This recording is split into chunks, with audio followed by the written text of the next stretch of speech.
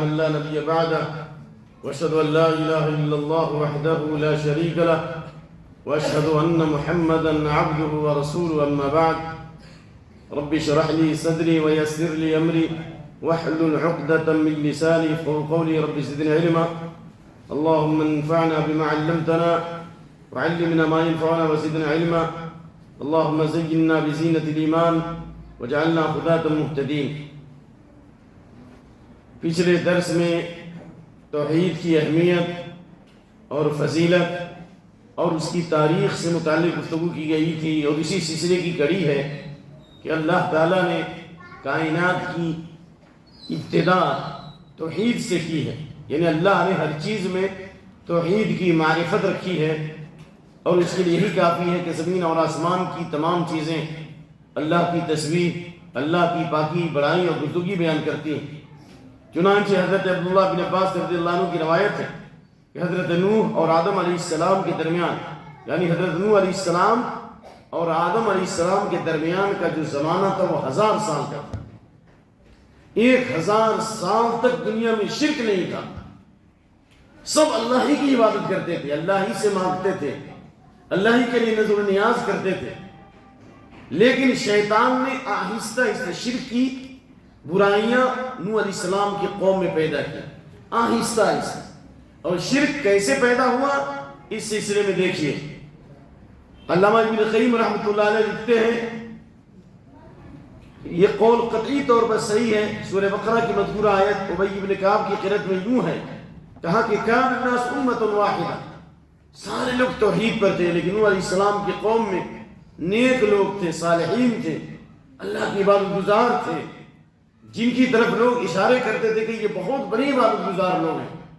لیکن جب وہ لوگ نیک لوگ گزر گئے تو شیطان نے ان کے ماننے والے کے دلوں میں یہ بات ڈالی کہ آپ ان جیسے بزرگ تو بن نہیں سکتے، لیکن کم سے کم ان کی کچھ یادگار قائم کر لیں، ان کی کچھ نشانی بنا لیں، تاکہ ان بزرگوں کی یاد تازہ کریں تو آپ بھی تمنا کریں یہ جب اتنے لوگ اچھے لوگ تھے تو ہم کو بھی ان کی طرف بننا چاہیے. اور اس کے لیے شیطان نے ڈالا کہ آپ اپنی مسجدوں میں، عبادت خانوں میں ان کی تصویریں بنا لیجیے، ان کے اسٹیچو بنا لیجیے، تاکہ ایک طرف آپ نماز بھی پڑھیں اور دوسری طرف ان بزرگوں کی تصویروں کو دیکھیں تو یاد آئے کہ جب یہ ایسے تھے تو ہم کو بھی انہی کی طرف بننا چاہیے. جب یہ لوگ چلے گئے، یعنی یہ نسل چلی گئی اور دوسری نسل آئی، تو شیطان نے ان کے بیٹوں اور پوتوں کے دلوں میں بات ڈالی کہ تمہارے باپ، تمہارے دادا ان کی عبادت کرتے تھے، ان سے مرادیں مانگتے تھے اور اللہ تک پہنچنے کے لیے ان کو وسیلہ بناتے تھے. چنانچہ جب علم ختم ہو گیا اور علم کے جاننے والے جب چلے گئے، مکمل جہالت جب آ گئی تو دنیا میں شرک پھیل گیا. تو جب تک علم تھا توحید تھی، جب علم ختم ہو گیا، جہالت آ گئی تو کیا ہوا؟ شرک آ گیا. تو جس قدر توحید کی قوت ہوگی، جس قدر ایمان کی قوت ہوگی، علم کی قوت ہوگی، توحید مضبوط ہوگا. اور جس قدر ہم دین سے دور ہوتے جائیں گے، جس قدر شرعی علم سے دور ہوتے جائیں گے، اسی قدر شرک آہستہ آہستہ آتا چلا جائے گا. جب لوگ قرآن حدیث پڑھتے تھے تو نہ یہ تعویذ تھا، یہ گنڈا تھا، نہ یہ پلیتے تھے، نہ یہ جن، نہ یہ بھوت، نہ یہ نظر بد، کچھ نہیں. جیسے جیسے قرآن ہمارے گھروں سے رخصت ہوا، علم کے جاننے والے رخصت ہوئے، قرآن پڑھنے والے چلے گئے، تو تعویذ، گنڈے، پلیتے اور ناریل پھوڑنے کا رسم اور آہستہ صاحبوں کے پاس، عاملوں کے پاس، نجومیوں کے پاس لوگ جانے لگے. تو یہ جیسے جیسے جہالت آئے گی ویسے ویسے شرک آئے گا، جیسے جیسے علم کی روشنی آئے گی ویسے ویسے شرک کا راستہ بند ہوتا چلا جائے گا. تو اس لیے یہی بات ہے کہ جب دنیا میں شرک آیا تو لوگوں میں اختلاف پیدا ہوا. جب تک شرک نہیں تھا اختلاف نہیں تھا. شرک کی بنیاد، اختلاف کی جڑ اور بنیاد کیا ہے؟ شرک. تو جس قدر توحید مضبوط ہوگا ہمارے دلوں میں اتحاد ہوگا، اور جس قدر ہم عقیدے میں فساد ہوگا ہمارے اندر اختلاف ہوگا. اگر ہمارے اندر اختلاف ہے تو شیطان نے کہیں نہ کہیں ہمارے عقیدے میں فساد پیدا کر دیا.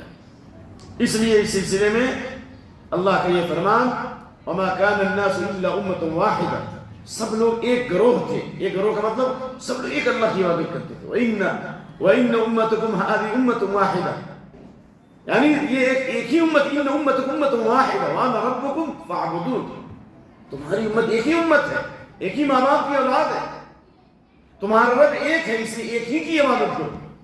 اور اللہ نے کہا وَإِنَّ هَذِهِ أُمَّتُكُمْ أُمَّةٌ وَاحِدَةٌ وَأَنَا رَبُّكُمْ فَاتَّقُونِ، عبادت بھی اللہ کی کرو اور مجھ سے ڈرو بھی، میرا تقوی بھی اختیار کرو. یعنی عبادت کے لیے اللہ سے ڈرنا ضروری ہے. اگر آپ اللہ سے نہیں ڈریں گے تو آپ اللہ کی خالص عبادت نہیں کر سکتے. جو اللہ سے ڈرنے والے ہیں وہی جماعت سے نماز پڑھتے ہیں، اور جن کے اندر اللہ کا خوف نہیں ہوتا وہ نمازوں کی حفاظت نہیں کرتے. اللہ فرماتا ہے وَإِنَّهَا لَكَبِيرَةٌ إِلَّا عَلَى الْخَاشِعِينَ، اللہ سے مدد مانگو. اللہ کی مدد کب آئے گی؟ صبر سے. دین پہ ثابت قدم رہو، مشکلات پہ صبر کرو، پریشانیوں میں اللہ کو مت بھلاؤ، اور یہ سمجھو کہ اللہ نے تمہاری قسمت میں لکھ دیا ہے. مصیبت آئے تو واویلا مت مچاؤ، چیخ و پکار مت کرو، رخسار مت نوچو، اللہ پہ شکایت مت کرو، اور اللہ سے مدد مانگو نماز کے ذریعے. جس قدر نماز سے قریب ہو جاؤ گے اسی قدر اللہ کی مدد آپ سے قریب ہو جائے گی. اور کہا وَإِنَّهَا لَكَبِيرَةٌ إِلَّا عَلَى الْخَاشِعِينَ، نماز بہت مشکل ہے، نماز بہت بھاری ہے، نماز بہت گراں ہے. دنیا کا ہر کام آسان ہو سکتا ہے، بڑی بڑی مارکیٹنگ کرنا آسان ہے، آسمان کی خلاؤں میں پرواز کر جائیں گے، زمین کی گہرائیوں میں اتر جائیں گے، پوری دنیا کے ملکوں کا سیر کر لیں گے، یہ آسان ہے. لیکن نماز پڑھنا بہت مشکل ہے. اللہ فرما رہا ہے بہت گراں اور بھاری ہے. شیطان اتنی آسانی سے آپ کی عبادت کرنے نہیں دے گا. مگر نماز کس کے لیے آسان ہے؟ الا علی الخاشعین، جو اللہ کے خوف سے کانپتے ہیں، جو اللہ کے خوف سے لرزتے ہیں. جس کے اندر اللہ کا خوف وہی نماز کا پابند ہوگا، جس میں اللہ کا خوف نہیں ہے وہ نماز کا پابند نہیں ہو سکتا ہے. اس لیے کہتے ہیں انبیاء کرام کی بعثت کا مقصد اس صحیح دین میں جس پر وہ قائم تھے وہ اللہ کی توحید تھا. جس پر وہ لوگوں کا اختلاف جب پیدا ہوا تو اللہ تعالیٰ نے انبیاء کو بھیجا. ملک عرب کے لوگ ابراہیم علیہ السلام کے دین پر قائم تھے. کیا مطلب؟ نبی صلی اللہ علیہ وسلم کی پیدائش سے 300 سال پہلے تک پورے عرب میں کہیں بھی شرک نہیں تھا. شرک کب آیا؟ شام کے ذریعے سے آیا، شام، ملک شام سے آیا. اور لانے والا شرک نبی صلی اللہ علیہ وسلم کے وفات پیدائش سے 300 سال پہلے عرب میں شرک لانے والا کون ہے؟ ایک شخص تھا جس کا نام تھا عمر بن لحی الخزاعی، اپنے قبیلے کا سردار تھا. وہ بیمار پڑ گیا، بہت علاج کرایا، فائدہ نہیں ہوا. معلوم ہو کہ نہیں جانا پڑے گا شام میں، وہاں پر علاج کرنے والے لوگ، وہاں شرکیہ علاج ہوتا تھا، کفریہ علاج ہوتا تھا. جیسے بہت سارے لوگوں میں مشہور ہے کہ فلاں مزار پر جائیں گے تو آپ کا جنات بھاگے گا، فلاں پر نظر لگی ہوئی ہے، فلاں مزار پہ جاؤ گے بابا کے پاس تو وہ جادو اتارے گا، فلاں مزار پہ جاؤ گے تمہاری بیماری ٹھیک ہو جائے گی. اور جب وہ گئے تو کہا کہ بکرا ذبح کرو غیر اللہ کے نام پر، اور ایک سفید مرغا لے آؤ اور وہ بابا کے نام پہ نظر کرو. تو شیطان تھوڑی دیر کے لیے تو ہٹ گیا، شرک تو کرا لیا لیکن عقیدہ برباد ہو گیا، اور جب شرک کرا لیا پھر دوبارہ شیطان مسلط ہوا. اسی لیے عبداللہ بن مسعود رضی اللہ تعالیٰ عنہ نے اپنی بیوی زینب کے ہاتھ میں دھاگا دیکھا. یہ ہاتھ میں دھاگا بنا ہوا ہے، شرکیہ دھاگا. عبداللہ بن مسعود کو بہت ہی غصہ آیا اور فوراً دھاگا توڑ دیا اور کہا ان آل عبد اللہ الاغنیاء عن الشرک، عبداللہ کے گھر والے شرک سے پاک ہیں، تم نے کیسے شرک کر دیا؟ کہا کہ میں نے شرک تو نہیں کیا، میں تو فلاں یہودی کے پاس گئی تھی اور میری آنکھ میں تکلیف تھی، جب وہ منتر پڑھتا ہے ہماری تکلیف دور ہو جاتی ہے. اور اسی نے خیط الرقیہ، یہ دھاگا جو ہے کوئی عام دھاگا نہیں ہے، جیسے آپ لوگوں کو بتائیے یہ دھاگا ہٹا دو، ہاں نہیں، یہ کوئی عام دھاگا نہیں ہے، بہت کرامت والا دھاگا ہے، بہت پاورفل دھاگا ہے، فلاں مزار کا دھاگا ہے، فلاں پیر نے پڑھ کر کے دیا ہے. یہی بات عبداللہ بن مسعود کی بیوی نے کہا رضی اللہ عنہ کہ یہ پڑھا ہوا دھاگا ہے. کہا کہ پڑھا ہوا دھاگا یہ شیطان ہے، خبیث ہے، یہ شیطان کا عمل ہے. جب پڑھا جاتا ہے تو شیطان بھاگ جاتا ہے اور اس کے بعد پھر دوبارہ حملہ کرتا ہے. اس سے معلوم ہوا کہ گندگی کو گندگی سے دور نہیں کیا جائے گا. آپ کے کپڑے پر پیشاب لگا ہے تو اس کو صاف کیسے کریں گے؟ آپ کہیں نہیں گندگی پیشاب سے بھی صاف ہو سکتا ہے، کیوں؟ اس لیے کہ گندگی تو لگی ہوئی لیکن پیشاب سے بھی کوئی داغ چلا جائے گا، بظاہر داغ چلا جائے گا لیکن اس سے زیادہ گندگی آ جائے گی۔ تو پیشاب کو پیشاب سے صاف نہیں کیا جاتا، تو جادو کو جادو سے ختم نہیں کیا جائے گا۔ ذاک من عمل الشیطان، یہ شیطانی عمل ہے، جادو کو جادو سے عمل کرنا۔ وقتی طور پر صاف نظر آئے گا لیکن عقیدہ گندہ ہو جائے گا، ایمان گندہ ہو جائے گا، دین تباہ ہو جائے گا۔ اس لیے حضرت عبداللہ بن مسعود نے کہا کہ یہ شیطانی عمل ہے، میں تم کو اس سے بہتر دعا بتاتا ہوں، اگر اس دعا کو پڑھ لو تو تمہارے آنکھ کی تکلیف ختم ہو جائے گی انشاءاللہ۔ اور وہ دعا وہی جو نبی صلی اللہ علیہ وسلم جب جب مریض کی عیادت کرتے تھے، جب جب اپنے فیملی ممبر میں جاتے تھے بیمار کو دیکھنے کے لیے، تو آپ یہ دعا پڑھ کے پھونکتے تھے، بخاری کے حدیث ہے۔ اللہم رب الناس اذهب الباس واشف انت الشافی لا شفاء الا شفاؤک شفاء لا یغادر سقما۔ اے اللہ، ترجمہ کیا ہوا؟ تو ہی لوگوں کا رب ہے، اس تکلیف کو دور کر دے، تو شفا عطا فرمائے، تکلیف بھی دور کر دے، اور ایسا نہیں کسی کو تکلیف دور، بیماری کو جڑ سے صاف کر دے، شفا دے دے، اور اے اللہ تو ہی شفا دینے والا ہے، ایسی شفا عطا فرما کہ بیماری جڑ سے ختم ہو جائے۔ عبداللہ بن مسعود کی بیوی نے، جن کا نام زینب تھا، انہوں نے جب اس دعا کو پڑھا اور بار بار پڑھا، یہ نہیں کہ ایک ہی دفعہ میں ٹھیک ہو جائے، اللہ چاہے تو ایک لمحے میں ٹھیک ہو جائے، برابر پڑھتی نہیں یہاں تک کہ اللہ نے آپ کی تکلیف دور فرما دی۔ تو یہ قرآن و سنت میں ہر مسئلے کا حل موجود ہے۔ امام ابن القیم فرماتے ہیں، میں طواف کر رہا تھا، کیا کر رہا تھا؟ میری کمر میں ایسا درد ہوا کہ لگتا ہے کہ بس یہ زندگی کا آخری وقت۔ میرے دل میں بات آئی، میں نے زمزم کا پانی لیا، اس میں سورہ فاتحہ پڑھی اور میں نے اس کو پیا۔ اللہ نے اس کے برکت سے، اپنے فضل سے اللہ نے یہ تکلیف دور کر دی، پھر زندگی میں کبھی یہ درد نہیں ہوا۔ اور میں نے بڑے بڑے لوگوں کو بتایا، جس نے بھی عمل کیا سب کو فائدہ ہوا۔ لیکن پڑھتے تو سب ہیں لیکن سب کی آواز الگ ہے، عمل تو سب کرتے ہیں لیکن سب کا عمل قبول نہیں ہوتا۔ وَخَيْرُ مَا وَقَرَ فِي الْقَلْبِ الْيَقِينُ، یقین سب سے عظیم نعمت جو مومن کے دل میں ہے وہ یقین۔ اگر یقین ہوگا تو فائدہ ہوگا، اور یقین نہیں ہے تو فائدہ۔ اس لیے کافر مشرک غیر مسلموں کا علاج ہوتا ہے قرآن حدیث سے، ان کو فائدہ ہو جاتا ہے۔ آپ دیکھ لیجیے، ان کو زیادہ فائدہ ہو رہا ہے، اور مسلمانوں کو فائدہ نہیں ہوتا، کیونکہ ایمان تعویذوں پر، گنڈوں پر، پلیتوں پر، اسباب پر۔ یقین ہمارا کمزور، ایمان رکھتے ہو ہمارا یقین کمزور، اور غیر مسلم کا یقین مضبوط ہے۔ اس لیے قرآن حدیث کے علاج سے غیر مسلموں کو فائدہ زیادہ ہو رہا ہے اور مسلمانوں کو فائدہ کم ہو رہا ہے۔ یہ تو بہت سے غیر مسلموں کو دیکھا ہوں جن کا علاج ہو رہا ہے، ان کو قرآن کی آیتیں یاد ہیں، دعائیں یاد ہیں، حالانکہ وہ ایمان نہیں لائے، لیکن اللہ نے اس کی برکت سے ان کو ہدایت بھی عطا فرمائی۔ میں نے ایک غیر مسلم کو دیکھا کہ اس کا آپریشن ہوا تھا کینسر کا، پھر زخم بڑھ گیا، لیکن جب بعد میں اس نے قرآنی آیات کو سنا اور بار بار رقیہ شریعہ کا اہتمام کیا تو الحمدللہ شفا یاب ہو گیا۔ یہ میں نے اپنی آنکھوں سے دیکھا۔ اس لیے اللہ سے یقین مانگی، بہت عظیم نعمت ہے۔ ابو بکر صدیق رضی اللہ عنہ کا ایمان کیسا تھا؟ بہت زیادہ ایمان اور یقین، لیکن اس کے باوجود دعا کرتے تھے، اے اللہ میں تجھ سے ایمان مانگتا ہوں اور یقین مانگتا ہوں، عافیت مانگتا ہوں، معافی مانگتا ہوں، نیتوں میں اخلاص مانگتا ہوں۔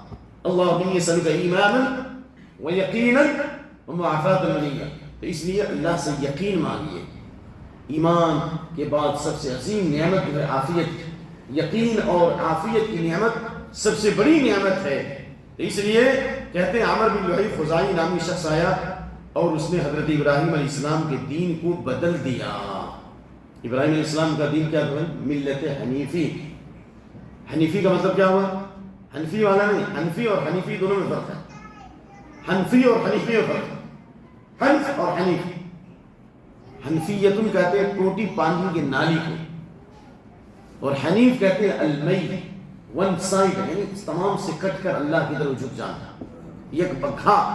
تو اس نے حضرت ابراہیم علیہ السلام کے دین کو بدل دیا، پورے عرب میں بالخصوص اور خاص طور پر حجاز میں بتوں کو لا کر بھر دیا، لوگ اللہ کو چھوڑ کر ان بتوں کی عبادت میں لگ گئے۔ اس طرح سے مقدس شہر اور اس کے قرب جوار میں شرک پھیل گیا، یہاں تک کہ اللہ نے اپنے آخری نبی محمد صلی اللہ علیہ وسلم کو مبعوث فرمایا۔ آپ صلی اللہ علیہ وسلم نے لوگوں کو توحید کی طرف بلایا، ملت ابراہیمی کی اتباع ملت ابراہیمی کی اتباع و پیروی کی دعوت دی، اللہ کی راہ میں بھرپور جہاد کیا، یہاں تک کہ عقیدہ توحید لوگوں کی زندگی میں لوٹ آیا، ملت ابراہیمی کا احیاء ہوا، بت توڑے گئے، اور اللہ نے اس نبی امی کے ذریعے اپنے دین کو مکمل فرمایا اور تمام جہانوں پر اپنی نعمت کی تکمیل فرمائی۔ اس پوری عبادت کا مطلب یہ ہوا، ایک آدمی سے پورے عرب میں شرک آ گیا تو ایک مچھلی پورے تالاب کو گندا کر دیتی، ایک نمبر 1۔ نمبر 2، برائی بہت جلدی پھیلتی ہے، برائی بہت جلدی پھیلتی ہے۔ واٹس ایپ پر جو غلط خبریں ہوتی ہیں نا جلدی پھیلتی ہیں، غلط خبریں جو ہوتی ہیں جلدی پھیلتی ہیں، اور صحیح خبریں لیٹ سے پھیلتی ہیں۔ جو لوگ نامہ نگار لوگ اس دنیا میں کہتے ہیں کہ جتنی غلط خبریں ہوتی ہیں 500 کلومیٹر کی رفتار میں پھیلتی ہیں، اور اس کے رد میں آپ بیان دیجیے گا وہ اتنی تیزی میں نہیں جاتی۔ شیطان خوشنما بنا دیتا ہے ان چیزوں، اس لیے عمر بن لحیب خزاعی کے ذریعے شرک پورے عرب میں پھیل گیا۔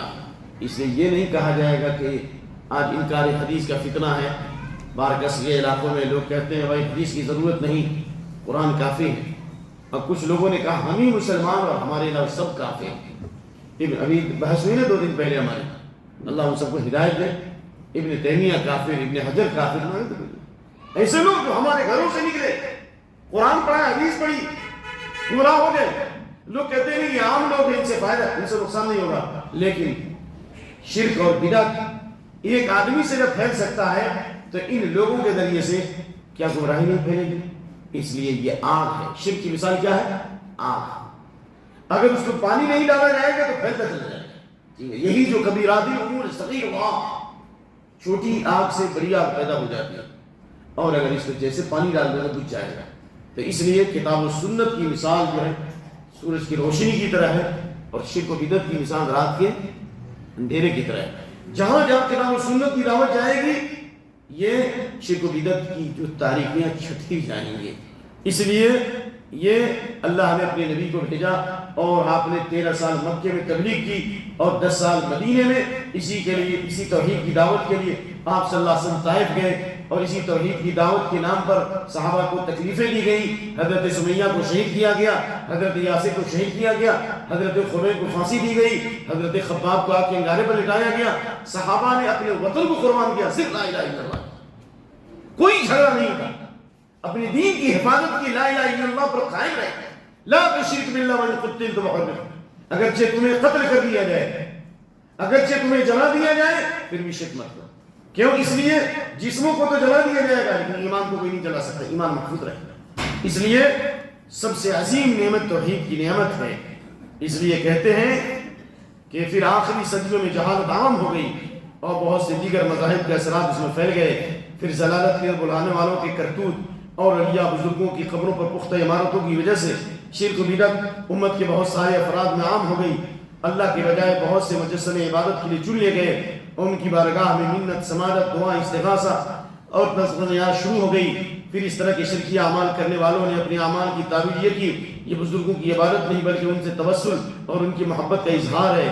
ایسی تعبیر کرتے وقت یہ لوگ بھول گئے کہ پہلے مشرکین کے بھی اپنے شرکی اعمال کی یہی دلیل ہوا کرتی تھی، ما نعبدهم الا ليقربونا الى الله زلفى، یعنی نبی صلی اللہ علیہ وسلم نے جس توحید کی دعوت دی اور شرک سے روکا اور صحابہ کرام کی تربیت پھیلائی، پورے عرب سے شرک دور ہو گیا۔ اور آپ کی آخری جو 3 نصیحتیں تھیں جن میں آپ نے ایک پہلے نمبر پر نصیحت کی تھی، اخرج المشرکین من جزیرۃ العرب، جزیرہ عرب سے شرک مشرکین کو نکالو۔ 2 دین ایک ملک میں نہیں رہ سکتا۔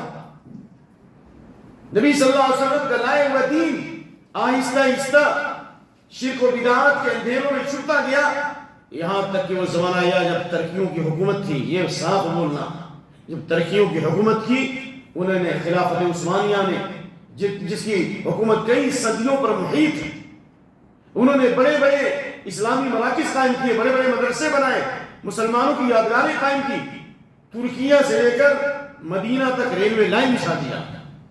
ان کا مسلمانوں کا خلخلہ تھا، لیکن یہ حکومتیں چلی گئی ہیں۔ کیوں؟ قبروں کی پرستش، مزاروں کی پرستش، مجسمے بنائے گئے، مکہ کی ساری قبریں پختہ بنا دی گئی، مدینے کی ساری قبریں پختہ بنا دی گئی، اور اللہ کے علاوہ غیروں کو، بزرگوں اور پیروں کو بیٹھا دیا گیا کہ جس طرح اللہ تک پہنچنے کے لیے ہمیں پچھلے دور میں قبر والوں کا وسیلہ تھا، اس لیے ہم بھی اللہ تک پہنچیں گے ان بزرگوں کے وسیلہ سے۔ اور اس طرح شرک جب پھیل گیا تو اللہ نے خلافت عثمانیہ کو برباد کر دیا، اور اللہ نے کہا وَكَذَلِكَ نُوَلِّي بَعْضَ الظَّالِمِينَ بَعْضًا بِمَا كَانُوا يَكْسِبُونَ۔ اللہ ظالموں کو ظالموں پر مسلط کرتا ہے، اللہ تعالیٰ نے ان پر مسلط کر دیا، ظالموں کو مسلط کر دیا، کافر حکومتوں کو مسلط کر دیا، یہود و نصارہ کو مسلط کر دیا۔ خلافت عثمانیہ کا زوال ہوا صرف شرک اور بدعت کی وجہ سے۔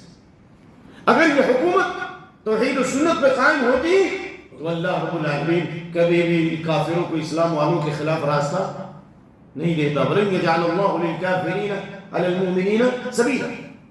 اور ترکی حکومت نے شرک و بدعت کی تبلیغ کی، اس کا نتیجہ کیا ہوا؟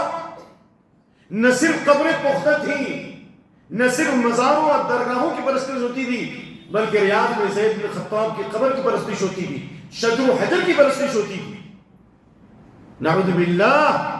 یہاں تک کہ خانہ کعبہ میں 4 مصلی بچتے تھے، شرک کا نتیجہ تھا۔ اگر ہم نے عشاء کی نماز پڑھی تھی، ان کے 4 امام ہوتے تھے خانہ کعبہ میں۔ جی، خاندان چراغسا کا بادشاہ برقوق، اس نے 4 مصلی قائم کیا۔ کئی صدیوں تک خانہ کعبہ میں 4 مصلی بچتے تھے، حنفی کا مصلی الگ، شافعی کا الگ، مالکی کا الگ، حنبلی کا الگ۔ مسلمانوں کی مرکزیت ختم، 4 حصے میں بٹ گئی تھی شرک کے نتیجے۔ لیکن جب سعودی حکومت قائم ہوئی، اور بھی ایک بار قائم ہوئی، پھر دشمنوں نے ختم کیا، پھر 2 بار قائم ختم، پھر تیسری بار ملک عبدالعزیز نے 40 آدمی کے ذریعے ریاض پہ قبضہ کیا، صرف 40 آدمی، اور آہستہ آہستہ پورے سعودیہ پہ قبضہ ہوا۔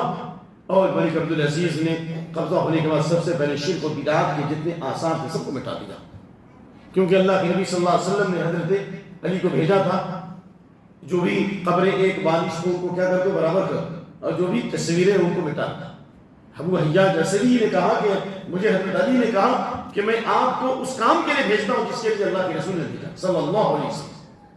اللہ ترى قبر مشرفا الا سويته ولا تمثال الا طمسته، مسلم شریف اور ترمذی۔ جو بھی قبریں اونچی ہیں ان کو گرا دو، اور جو بھی اسٹیچو ہے اس کو ختم کر دو۔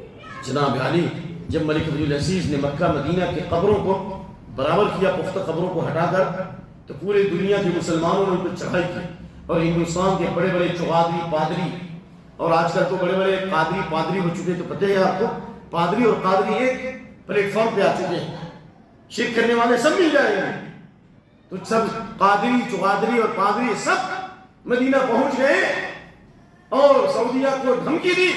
ملک عبدالعزیز نے کہا کہ قرآن کی ایک آیت لاؤ یا نبی کی کوئی حدیث لاؤ قبروں کو پختہ بنانے سے متعلق، ہم تمام قبروں کو سنگ مرمر سے بنا دیں گے، سونے اور چاندی سے بنا دیں گے۔ اللہ اکبر۔ تو میرے بھائی، اللہ کے نبی کی جو حدیث کہ قیامت قائم نہیں ہوگی یہاں تک کہ حتی تسترب ادیات نساء دوس علی ذی الخلصہ، قیامت قائم نہیں ہوگی یہاں تک کہ قبیلہ دوس کی عورتوں کے سرین ذی الخلصہ بت، جو جاہلیت کا بت تھا، جاہلیت کا ایک بت کیا تھا؟ ذی الخلصہ، یہ ہم کے لوگ اسی پرستش کرتے تھے، ٹھیک ہے نا؟ تو کہا کہ زمانہ آئے کہ کسی بت کی پوجا ہوگا، اور عین اسی مقام پر محمد بن عبدالوہاب کی دعوت سے پہلے عورتیں اسی قبر کی اسی طریقے سے اس بت کی پوجا کرتی، جس طرح اللہ کے نبی نے فرمایا لا تقوم الساعة حتى تلحق قبائل من امتی بالمشرکین وحتى تعبد فئام من امتی الاوثان، قیامت قائم نہیں ہوگی یہاں تک کہ میری امت کے لوگ مشرکوں سے مل جائیں گے، یہاں تک کہ میری امت کے لوگ یعنی مسلمان بت کی پوجا کریں گے۔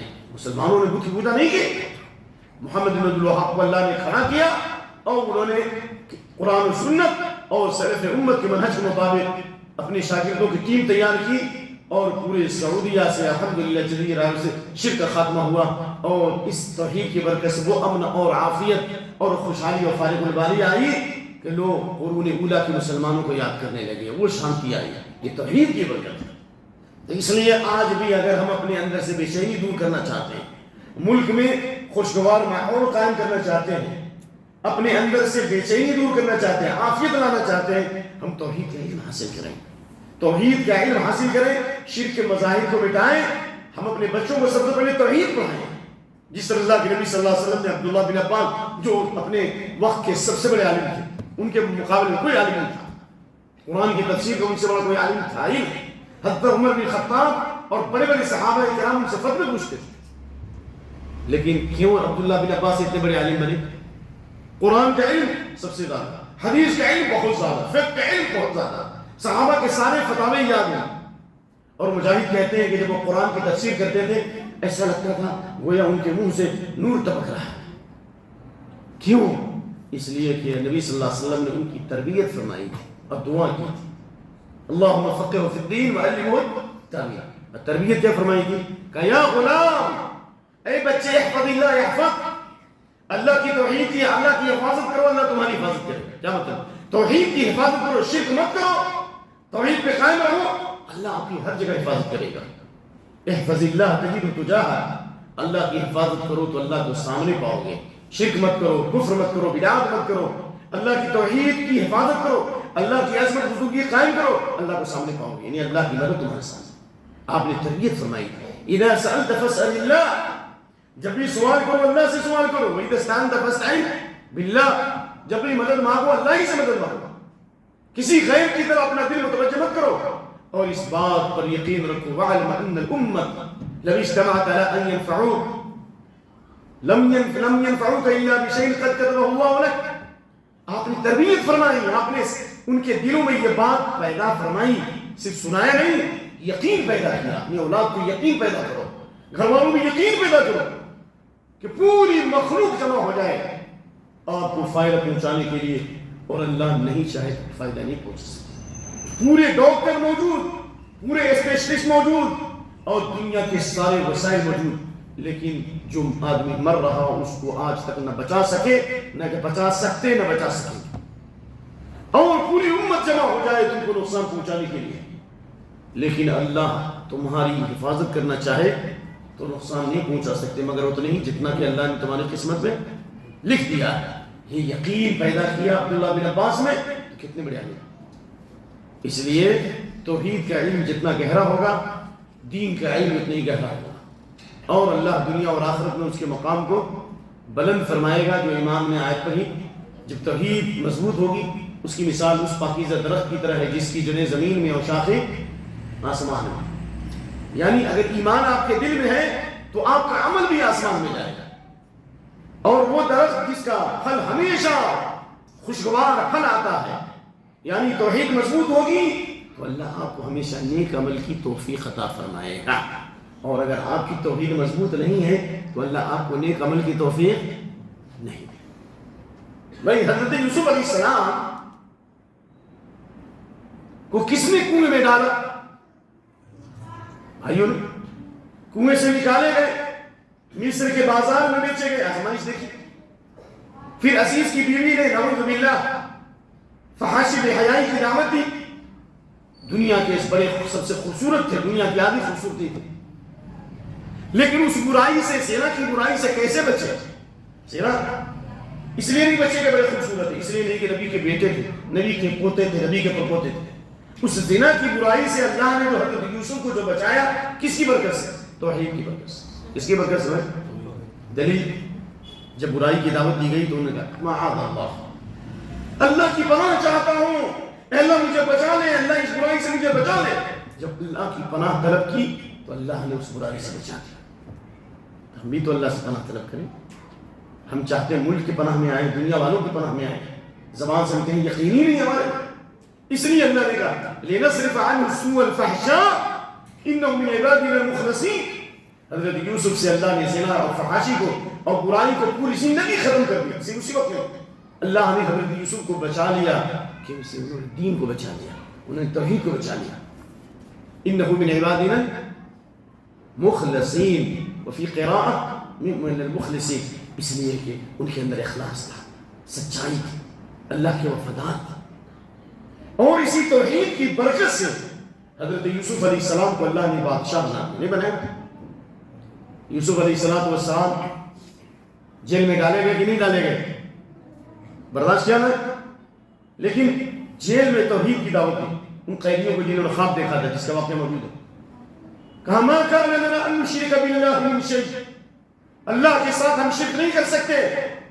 اور اللہ نے بھی توحید کی نعمت سے نوازا، ذالک من فضل اللہ علینا وعلی الناس، اللہ کا ہمارے پر بہت فضل ہے، لوگوں پر بہت فضل ہے، توحید کی نعمت ہی سب سے بڑی نعمت، ولکن اکثر الناس لا یشکرون، لیکن اکثر لوگ اللہ کی نعمتوں کی شکر گزاری نہیں کرتے۔ اور کیا کہا؟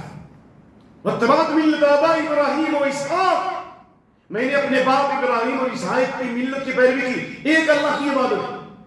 اسی توحید کی برکت سے اللہ نے جیل سے نکالا، مصر کے بادشاہ بن گئے، جن جن بھائیوں نے کنویں میں ڈالا تھا سب سے چاہتے تو بدلہ لے لیتے، لیکن سب کو معاف کر دیا اور کہا قد نزغ الشیطان بینی بین اخوتی، شیطان نے میرے درمیان اور میرے بھائیوں کے درمیان کیا کر دیا؟ نفرت پیدا کر دی۔ اور وہ یعقوب جو یوسف علیہ السلام کی یاد میں روتے روتے ان کی آنکھوں کی روشنی ختم ہو گئی تھی، آنکھ سفید ہو گئی، ایک ہوتا آنکھ کی روشنی چلا جانا، روتے روتے آنکھ کی روشنی بھی چلی، آنکھ بالکل سفید ہو گئی، وائٹ ہو گئی، شفا ہونے کی کوئی امید نہیں۔ اللہ نے حضرت یعقوب کو شفا دی اور بیٹے سے ملاقات کرا دی۔ اللہ ماں باپ میں یہ کس کی برکت تھی؟ توحید۔ اور جب حکومت ملی تو کیا کہا؟ رب قد آتیتنی من الملک، اے اللہ تو نے یہ عطا فرمایا، یہ میری کوئی اپنی کرشمہ سازی نہیں ہے، اے اللہ آسمان و زمین کا تو ہی پیدا کرنے والا، اسلام کی حالت میں موت دے اور ایمان والوں کی جماعت میں شامل فرما۔ تو یہ ایک مومن جس قدر توحید اس کی مضبوط ہوگی اسی قدر اللہ کی مدد ہوگی۔ اس لیے اس بات کو یاد رکھیے۔ شیخ لکھتے ہیں کہ شرکیہ اعمال کے باوجود جن میں اکثر لوگ ہر زمانے میں لوگ مبتلا رہے ہیں، عام طور پر مشرکوں کی اکثریت توحید و ربوبیت کے قائل نہیں ہے، ان کا شرک سے عبادت ہی میں منحصر ہے۔ اللہ کا ارشاد ہے وَمَا يَكْفُرُ بِاللَّهِ إِلَّا وَهُوَ مُشْرِكٌ۔ شیخ یہ بتانا چاہتے ہیں کہ خراب سے خراب آدمی جو شرک کر رہا ہے، کوئی درگا کو پوچھتا ہے، کوئی ماتا کو پوچھتا ہے، کوئی سرسوتی دیوی کو پوچھتا ہے، کوئی لکشمی دیوی کو پوچھتا ہے، جس کو بھی پوچھے، اور یہ جتنے بتوں کی عبادت کرنے والے، قبروں کی عبادت کرنے والے، ان سے پوچھئے بھائی ایک ہی اللہ عبادت کے لائق ہے؟ کہیں گے نہیں، خالق ہمارا ایک، مالک رازق ایک، سب کچھ وہی کرتا ہے، ہم ان کی عبادت اس لیے نہیں کرتے کہ اصل عبادت یہ ہم کو اللہ سے قریب کر دیں گے، اوپر والے سے قریب کر دیں گے۔ یہ شبہ ہر دور ہر زمانے میں رہا اور آج بھی یہی شبہ ہے۔ پہلے شرک جاہلوں میں تھا، اب شرک عالموں میں آ گیا۔ پہلے شرک جہالت کی وجہ سے تھا، اب علم کی وجہ سے شرک آ رہا ہے۔ کہیں کیسے؟ اس لیے کہ آج کے دور میں لوگوں نے قرآن اور حدیث کو کم پڑھا، اب بزرگوں کے اقوال کو زیادہ پڑھا، ان کی کرامتوں کو پڑھا، ان کے واقعات بیان کیے۔ جی جناب، معلوم ہے جس ماحول میں میں نے آنکھیں کھولی اور جس ماحول میں میں نے سانس لی، اس میں یہ واقعہ بہت ہی مشہور تھا، اور میں نے جب بیان کیا تو جمعہ کے اندر بہت سے لوگوں نے کہا ہم نے بھی سنا، ہم نے بھی سنا، ہم نے بھی سنا۔ اور بڑے بڑے ہندوستان کے علماء کے سامنے میں نے یہ واقعہ سنا کہ ہمارے بزرگوں کو اللہ نے وہ طاقت دی ہے، چاہے تو ایک ہی منٹ میں کسی کے دل میں ایمان داخل کر دے اور چاہے تو ان کے دل میں آگ داخل کر دے۔ اور اس کی مثال وہ ہوٹل والا واقعہ، ہوٹل کا واقعہ سنا ہندوستان کے ایک بڑے ادارے میں، نعوذ باللہ۔ یہ واقعہ چونکہ بہت زیادہ مشہور ہے اس لیے پیش کر رہا ہوں، اور یہ کتابی واقعہ نہیں ہے، واقعاتی، ہزاروں اور لاکھوں لوگ اس کو مانتے ہیں، آج بھی مانتے ہیں۔ ہندوستان کے بڑے ادارے میں ایک شیخ کے پاس، استاذ کے ایک شیخ کے پاس ایک مہمان آیا، ان کو کھانا کھلانے کی فکر ہوئی، ان کے پاس کھانا ختم ہو چکا تھا، ہوٹل میں کھانے کے لیے بھیجا، خادم نے ہوٹل سے کھانا لایا اور اس کے بعد کھانا کھلا دیا، مہمان سو گئے، اور اس کے بعد میں ہوٹل والے کو بلایا اور کہا کہ تم نے میرے مہمان کی عزت کی، میں تم کو کچھ دینا چاہتا ہوں، میں اس کا احسان کا بدلہ میں کیسے چکاؤں؟ تو کہا ہمیں پیسہ نہیں چاہیے، ہمیں وہ چاہیے جو آپ ہو وہ میں بن جاؤں، جو تو ہے وہ میں ہوں، جو تو ہے وہ میں بن جاؤں، آپ کی شکل بھی ہو جائے اور آپ کا علم بھی میرے سینے میں آ جائے۔ یہ واقعہ بڑے بڑے لوگ بیان کرتے۔ چنانچہ شیخ نے اپنے مرید ہوٹل والے کو سینے سے لگایا اور تھوڑی دیر کے بعد چھوڑا تو ہوٹل والا ٹوٹل کیا بن گیا؟ حضرت کی شکل بھی بن گئی اور حضرت کا علم بھی نعوذ باللہ اس کے سینے میں چلا گیا۔ یہ واقعہ بڑے پیمانے پر بیان کیا۔ جبکہ نبی صلی اللہ علیہ وسلم کے کرتے میں عبداللہ بن ابی سلول دفن کیا گیا، حدیث میں نے بتایا تھا سر، 1270 نمبر کی حدیث بخاری کی، 50 گنا زیادہ لیکن 1270۔ آپ صلی اللہ علیہ وسلم نے اس کی نماز جنازہ پڑھائی، پھر بھی اللہ نے اس کی مغفرت نہیں کی۔ آپ اتبا شیبہ ربیہ کو ہدایت نہیں دے سکے، آخری وقت تک ابو طالب کو آپ ہدایت نہیں دے سکے. نعوذ باللہ. اس لیے میرے بھائی یہ انٹرنیشنل پیمانے پر شرک پھیلایا جاتا ہے. بزرگوں کے واقعات بیان کیے جاتے ہیں, ان کی کرامات بیان, اس کے ذریعے شرک آتا ہے. میں نے جس ماحول میں زندگی گزاری ہے, اگر وہ واقعات کو نقل کروں تو موٹی کتاب بن جائے گی. ہندوستان کے اندر ایک بڑے بزرگ ہیں, کوئی حرج نہیں کہ کوئی واقعہ انکار کر ہی نہیں سکتا, اس پر تو میں مباہلہ کر سکتا ہوں. یہ واقعہ کوئی عام لوگوں میں نہیں سنا ہوں میں. ایسے علماء جو دنیا کے بڑے علماء مانے جاتے ہیں, انٹرنیشنل, جن کے مریدان پوری دنیا میں پھیلے ہوئے ہیں, یوٹیوب پر ان کی سینکڑوں تقریریں موجود ہیں. کہتے ہیں کہ جب عبد القادر رائے پوری نے پہلی مرتبہ لا الہ الا اللہ کہا, سارے لوگ بے ہوش ہو گئے. یہ واقعہ بھی میرے بڑے علماء کے سامنے سنا ہے. جب لا الہ الا اللہ کہا تو کیا ہو گئے, سارے لوگ بے ہوش ہو گئے. اور دوبارہ لا الہ الا اللہ کہا تو سارے لوگ ہوش میں آ گئے. اس کا مطلب کیا ہے؟ اس واقعے کو بیان کر میں یہ کہنا چاہتے ہیں کہ ہمارے اولیاء اور بزرگان دلوں پر تصرف فرماتے ہیں. دلوں میں چاہیں تو ایمان داخل کر دیں اور چاہیں تو راکھ داخل کر دیں. نعوذ باللہ. تو اس دعا کا کیا کرو گے؟ اللہم یا مصرف القلوب صرف قلوبنا علی طاعتک, اللہم یا مقلب القلوب ثبت قلبی علی دینک کے بارے میں کیا کہیں گے؟ ایسا ہوتا تو ابو لہب کو ہدایت کیوں نہیں ملی؟ عتبہ شیبہ ربیعہ کو ہدایت کیوں نہیں ملی؟ ابو جہل کو ہدایت کیوں نہیں ملی؟ جس نے پوری زندگی آپ کی مدد کی اور آپ کی تکلیف میں شیب ابی طالب میں 3 سال تک گھرے رہے. اپنے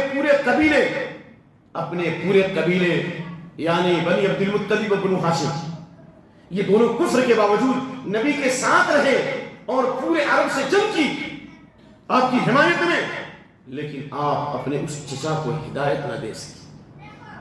وہ کرتا پہنا دیتے, ان کو پانی پلا دیتے, پڑھ کے پانی پھونک دیتے, زندگی سنور جاتی ہے, کلمہ پڑھ لیتے, نہیں پڑھا سکتے. اور یہ کوے کے دل میں باغی کی رنا آفتاب کی کیا ہے؟ تو اس لیے میں یہ واقعہ کیوں بیان کر رہا ہوں؟ یہ بیان کر رہا ہوں کہ توحید سب سے ایسی نعمت ہے, دنیا میں ہر گناہ کرو گے کوئی آپ کے پیچھے نہیں آئے گا, لیکن جب کتاب التوحید پڑھو گے, اصول الثلاثہ پڑھو گے, شرک و بدعت چھوڑ دو گے, ہو سکتا ہے کہ آپ کے قبیلے کے لوگ آپ کو کہیں گے لہابی بن گیا, کبابی بن گیا, یہ بدین ہو گیا. ہر طور پہ اللہ کے نبی فرماتے ہیں یذمنی یشمتوننی مغمما وانا محمد, لوگ مجھے محمد کی جگہ مغمم کہتے ہیں لیکن میں محمد ہوں. تو اس لیے میرے بھائیوں, اللہ کی توحید پر قائم رہیے اور اس بات کو یاد رکھیے. شیخ لکھتے ہیں کہ بہت سے لوگ اللہ کے کلام کے ایمان لاتے ہوئے شرک کرتے ہیں. ایمان ہے ان کا اللہ پر, قیامت پر, جنت جہنم پر, بے شک ہے, قرآن کو مانتے ہیں.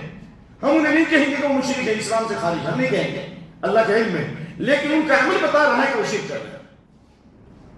چنانچہ اللہ کا یہ فرمان وما یستغفر باللہ الا هو مشرک, سورہ یوسف آیت نمبر 106, بہت سے لوگ اللہ پر ایمان لاتے ہوئے شرک کرتے ہیں. ایمان ہے لیکن ان کے عقیدے میں شرک ہے, ان کے عمل میں شرک ہے. اس آیت کو ہم زیادہ سمجھیں گے, یہ صحابہ, حضرت حذیفہ بڑے عالم, یہ ہم بڑے عالم. حضرت حذیفہ کے بارے میں سنا رہا ہوں, ولابن ابی حاتم عن حذیفہ انه رأى رجلا في يده خيط من الحمى فقطعه وتلا قوله تعالى وما يكفر بالله الا هم مشركون.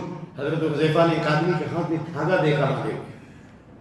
دھاگا تو کوئی مزار کا تو دھاگا نہیں تھا, تو درگاہ کا تو دھاگا نہیں تھا, مومن تھا وہ, لیکن اس دھاگے کو کاٹ دیا. کہا بہت سے لوگ, اللہ فرماتا ہے بہت سے لوگ اللہ پر ایمان لاتے ہوئے کیا کرتے ہیں؟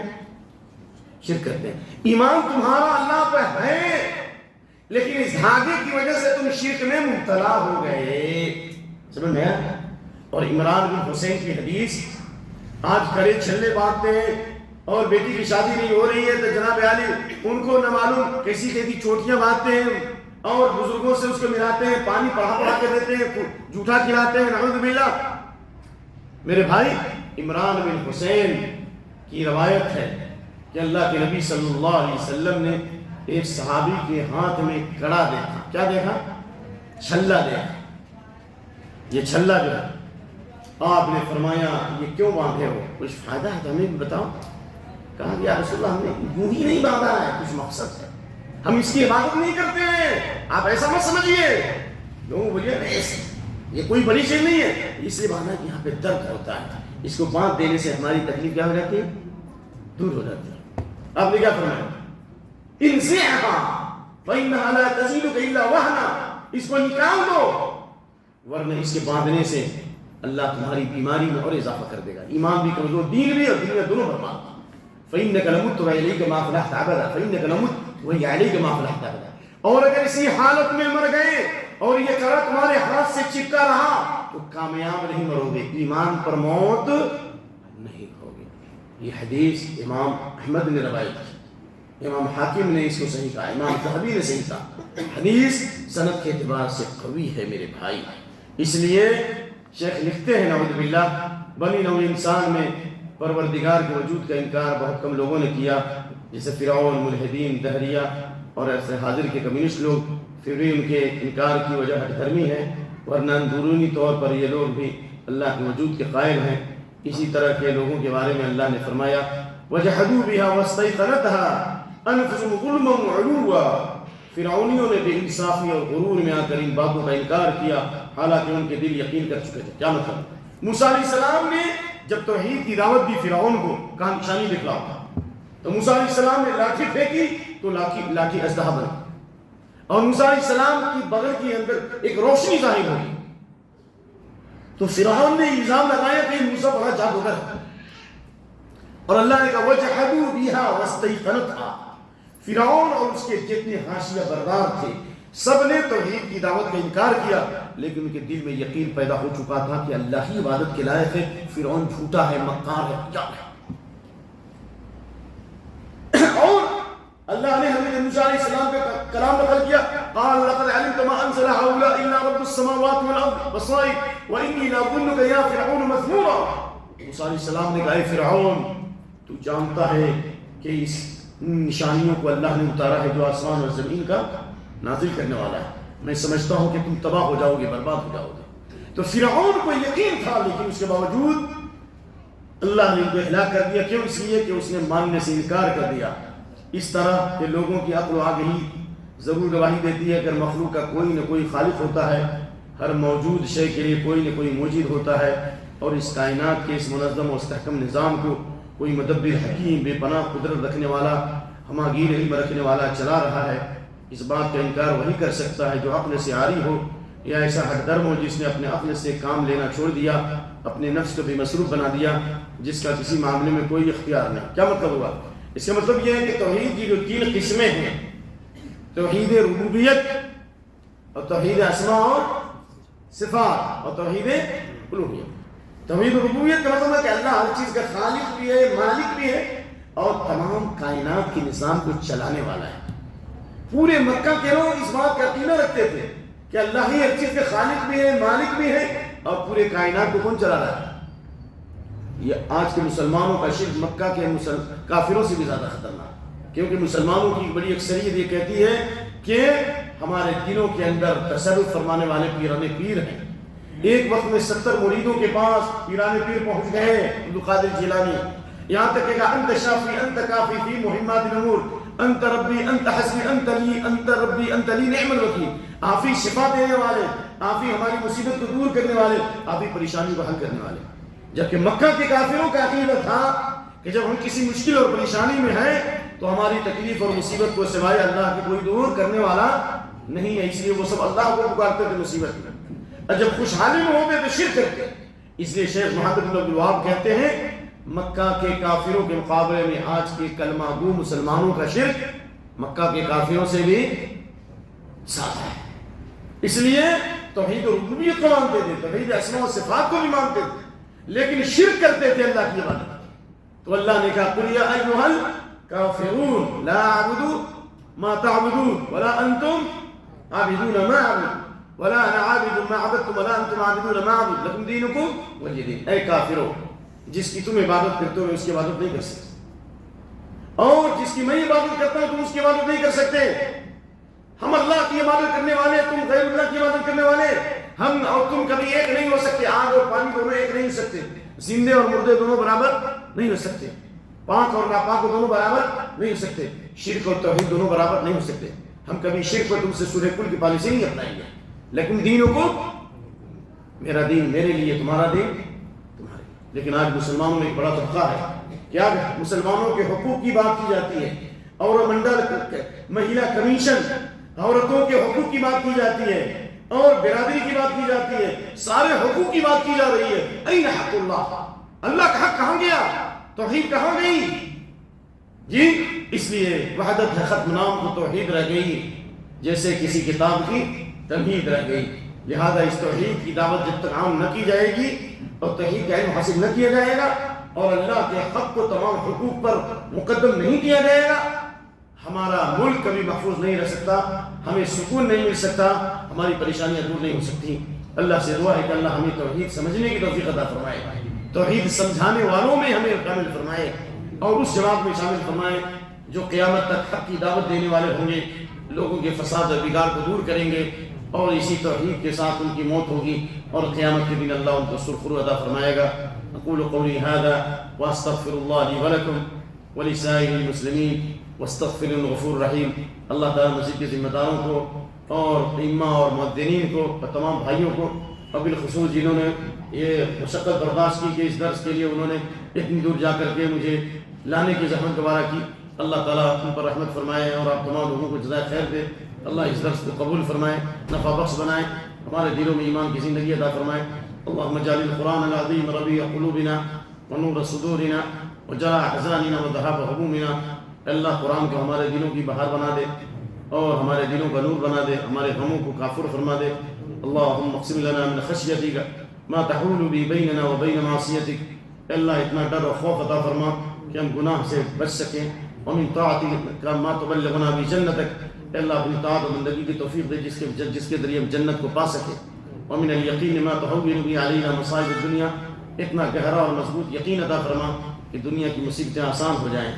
اللہم متعنا باسماعنا وابصارنا وقواتنا، اللہ ہمارے کانوں کی حفاظت کر، کانوں کے ذریعے ہمیں فائدہ پہنچا، آنکھوں سے فائدہ پہنچا، اور تمام اعضاء و جوارح سے فائدہ پہنچا۔ اللہم اجعل ثارنا علی من ظلمنا، اللہ جو ظالم ظلم کر رہے ہیں، ملک کے مال و حوال کو خراب کر رہے ہیں، امن و شانتی کو غارت کر رہے ہیں، اللہ ان ظالموں سے انتقام لے۔ اللہم لا تجعل مصیبتنا فی دیننا، اللہ ہمارے دین میں مصیبت نہ دے۔